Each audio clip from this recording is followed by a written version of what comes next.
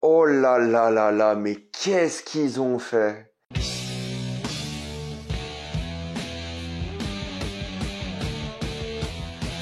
Cowboy Bebop. Comme d'habitude, jusqu'à la minute indiquée dans le titre de la vidéo, il n'y aura pas de spoilers, car vous êtes tranquille, après on va tout spoiler. Cowboy Bebop est l'histoire de deux chasseurs de primes qui vont exercer leur travail dans l'espace. Dans ce monde futuriste, le passé de l'un d'eux va les rattraper et ils doivent l'affronter. Bon, Cowboy Bebop, c'est assez intéressant car moi j'ai découvert la série il y a quelques semaines lorsqu'elle a été ajoutée sur Netflix. Je connaissais évidemment avant, je pense que ça fait partie de ces piliers de la culture animée japonaise et c'est vrai que j'avais jamais regardé avant la sortie de la série Netflix car je devais, on va dire, rattraper pour le travail, voilà, pour cette vidéo. Donc j'ai regardé tout l'animé, j'ai trouvé ça vachement bien, je trouve que c'est vraiment un animé de qualité et ça vient de quelqu'un qui regarde pas du tout d'animé, mais là j'étais vraiment à fond dedans. On n'est pas sur un animé d'action, on est plus sur quelque chose de contemplatif, de philosophique, mais c'est une sorte de presque space opéra. On va voyager dans plein de mondes différents, chaque histoire sera plus ou moins indépendante, mais il y aura une sorte de fil rouge. On va découvrir plein de mondes, plein de personnages, plein d'antagonistes, plein d'histoires, plein de compagnons, plein d'alliés. C'est un conte Cowboy Bebop, l'animé super riche, super diversifié, super original, super créatif. C'est super prenant, vraiment rien à dire. C'est une série chef-d'œuvre, hein, aucun souci là-dessus. C'est quelque chose d'assez puissant émotionnellement. Tu t'attaches au personnage, tu t'attaches à ce monde. Ça prend vraiment en envergure. Plus tu regardes et plus tu comprends un peu les enjeux. Y a rien à dire, c'est super bien foutu et c'est ça que j'avais peur en fait. C'est que tu vois une série Netflix Cowboy Bebop,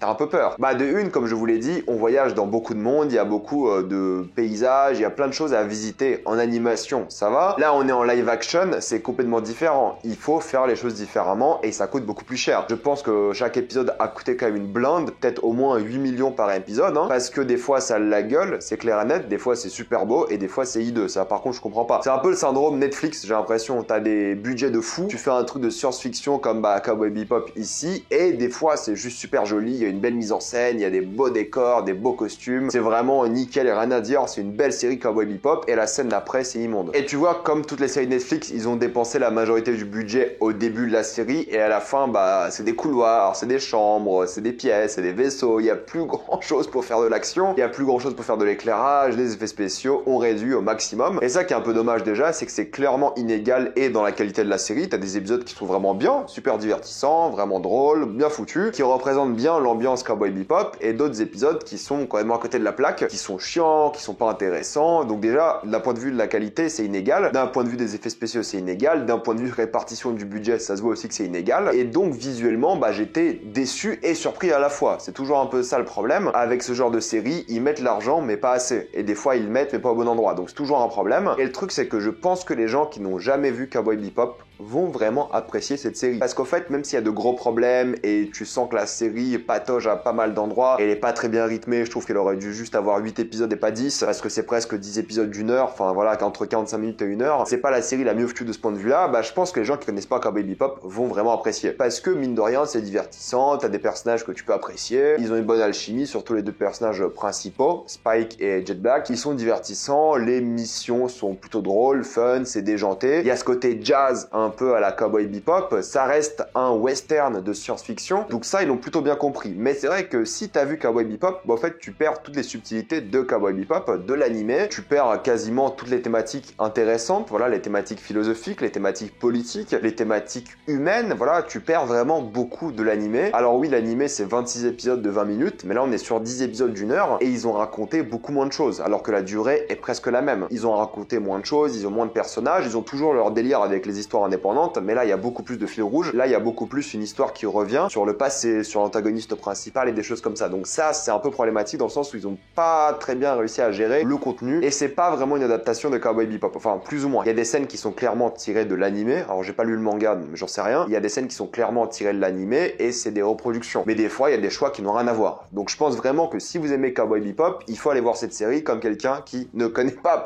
Cowboy Bebop. Parce que je pense que les giga fans de Cowboy Bebop vont détester. Je veux dire, ils ont gâché beaucoup de choses bien dans la série et de l'animé. Moi, vu que je débarque que sur Cowboy Bebop, l'animé que je connais depuis quelques semaines, ça m'a pas dérangé plus que ça. J'ai pas encore d'attachement émotionnel à Cowboy Bebop. Voilà, j'ai beaucoup aimé l'animé, mais il faut du temps pour développer un attachement émotionnel. Là, c'est vrai que moi je l'ai pas encore et j'ai trouvé la série divertissante. Mais il faut vraiment oublier que c'est une série Cowboy Bebop. Voilà, il y aura les personnages que vous connaissez et tout, et ils sont plutôt bien interprétés. Je trouve que les acteurs font tous un bon travail. Des fois ils surjouent un peu, d'accord, mais John Cho qui joue Spike, il fait un bon travail. Jet Black, il est toujours dans le surjeu un peu, mais ça colle bien avec son personnage. Faye plutôt efficace aussi, même si je trouve qu'ils ont beaucoup changé son personnage de l'animé. Vicious, lui par contre, je l'ai trouvé horrible. Alors l'acteur de une, mais même le personnage, une vraie catastrophe de ce point de vue-là. On en parlera un peu plus en spoiler, mais c'est vrai que voilà, ils ont un peu gâché quelque chose, c'est sûr. Mais encore une fois, pour les gens qui connaissent pas, je pense que vous avez pas de choses à gâcher. Vous avez juste l'histoire que vous connaissez pas, que vous allez découvrir. Et je pense que il y a des scènes d'action vraiment cool, bien filmées, divertissantes, où il y a du budget. Tu vois qu'ils ont vraiment travaillé sur ça. Il y a des beaux visuels des fois. Il y a des scènes assez marquantes de ce point de vue-là, parce que tu dis ah ouais, ils sont vraiment allés à fond sur ça, ils se sont éclatés. Ils ont respecté une bonne partie des personnages. Voilà, ils ont pas vraiment tout détruit de ce point de vue-là. Spike, je trouve que c'est vraiment l'un des points forts de la série aussi. La musique aussi, ils ont plutôt bien réussi. L'ambiance à certains moments aussi, mais c'est juste inégal. Des fois, c'est comme je vous l'ai dit, super bien fait. Des fois, tu regardes autre chose que Cowboy Bebop, quoi. Complètement. Tu te sens complètement perdu. Tu sens que les trucs viennent de nulle part. Il y a des facilités scénaristiques, il y a des trucs pas très bien écrits, des intrigues qui sont un peu gâchées, qui sont mal exploitées. Bon, voilà, en tant que série, c'est pas ouf, c'est vrai. Et je pense que cette série va se faire annuler pour la simple et bonne raison qu'elle a dû coûter très très cher. Et je pense pas que le public sera fan de ça, car c'est ultra kitsch. C'est vrai, c'est du Cowboy Bebop. En vrai, Cowboy Bebop c'est kitsch, mais ça marchait bien à l'époque. En 98, quand même, l'animé. Ça fait un paquet de temps que l'animé est sorti, donc c'est vrai que là, retourner sur une série qui est kitsch aussi, qui fait 13 années 2000, pour le coup, voilà, cette époque-là, ça peut faire bizarre aux audiences d'aujourd'hui, et je pense pas qu'ils vont accrocher. Est-ce que c'est une série qui est faite pour les fans? Ça, je ne pense pas, car les fans vont probablement détester. Est-ce que c'est une série qui est faite pour attirer une nouvelle audience? Probablement, mais je sais pas si cette audience va apprécier aussi. La série, apparemment, se prend pas de très bonnes critiques, et c'est compréhensible. C'est très inégal. Parce que oui, ils ont essayé d'adapter ça un peu à l'époque d'aujourd'hui. Il y a beaucoup plus d'action, il y a des décors un peu différents, et des choses comme ça. Ils ont essayé de changer le rythme aussi. 10 épisodes d'une heure, c'est complètement différent de ce qu'on avait à l'époque, et c'est vrai que ça marche pas la grande majorité des fois. Mais écoutez, pour conclure, je dois vous admettre que j'ai pas détesté cette série. Ça aurait pu être bien pire, ça aurait pu être une catastrophe, et je trouve pas que ça l'est. En tout cas, en tant que série à elle-même, en tant qu'adaptation, en tant que nouvelle série qui prend des libertés avec les personnages Cowboy Bebop, là oui, c'est vrai qu'on a perdu beaucoup en tant que thématique, en tant que philosophie, humanité, en tant que série un peu plus contemplative, plus calme. On a perdu beaucoup de choses, et tu vois qu'ils ont pas osé adapter ça comme à l'époque, parce que c'était pas un rythme qui peut plaire aujourd'hui, je pense. Donc ils ont fourré ça de l'action, de la musique plutôt cool, ça c'est sympa, d'effets spéciaux, de trucs, bon voilà, ça marche pas mal de fois. Mais c'est vrai que d'un autre côté, c'est pas non plus une série mémorable, c'est pas une série incroyable, c'est une série qui va se regarder, qui va malheureusement assez vite s'oublier. J'ai pas spécialement envie de voir une suite, je pense pas qu'il y en aura une non plus, on verra le succès de la série, mais pour l'instant,